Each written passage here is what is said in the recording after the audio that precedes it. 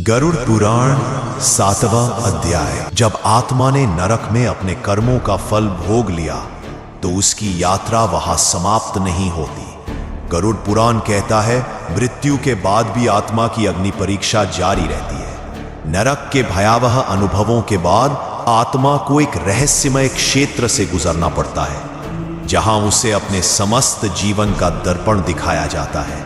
हर छोटा बड़ा कर्म, हर विचार, हर भावना, सब उसके सामने स्पष्ट हो उठते हैं।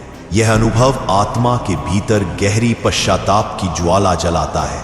आत्मा तड़पती है, स्वयं से सवाल करती है, क्यों मैंने इतना अधर्म किया, क्यों भुला दिया सच्चा मार्ग। यहीं पर आत्मा को दो मार्गों का दर्शन होता है।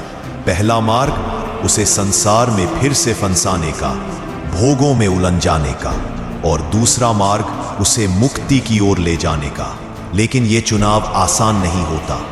गरुड़ पुराण के श्लोकों में वर्णित है, जो आत्मा अपने कष्टों से शिक्षा लेकर सच्चा प्रायश्चित करती है, वही मोक्ष का अधिकारी बनता है।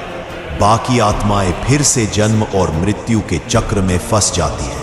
आत्मा यदि सच्चे हृदय से परिवर्तन चाहती है तो उसे कठिन तपस्या करनी होती है। जन्म लेने से पहले ही वह देवताओं से प्रार्थना करती है, अपने भविष्य के जीवन के लिए व्रत लेती है।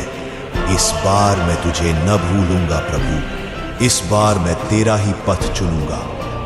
गर्भ में प्रवेश से पहले आत्मा गहरी प्रतिज्ञा करती है, पर जैसे ही जन्म होता है माया की चादर उसके ऊपर पड़ जाती है और वह पुनः सब भूल जाती है। गरुड़ पुराण चेतावनी देता है, मनुष्य शरीर दुर्लभ है। इसे पाकर जो मोक्ष की ओर नहीं बढ़ता, वह स्वयं अपने लिए नरक के द्वार खोलता है। यह अध्याय हमें स्पष्ट करता है, केवल भोग विलास में डूबना जीवन का लक्ष्य नहीं है। प्रत्येक श्वास, प्रत्येक कर्म, प्रत्येक भावना, सब कुछ एक साधना है मोक्ष के मार्ग की ओर। जो आज चेत जाएगा वही मृत्यु के बाद शांति पाएगा, वरना आत्मा फिर से चक्रव्यूह में फंस जाएगी। जन्म, मृत्यु और फिर से पीड़ा का अनंत सिलसिला। इसलिए गरुड़ पुराण आज हमसे कहता है, अब भी समय है, जागो। आगे के अध्यायों में जानिए आत्मा के मोक्ष यात्रा के रहस्य और जीवन के अंतिम सत्य का उद्घाटन।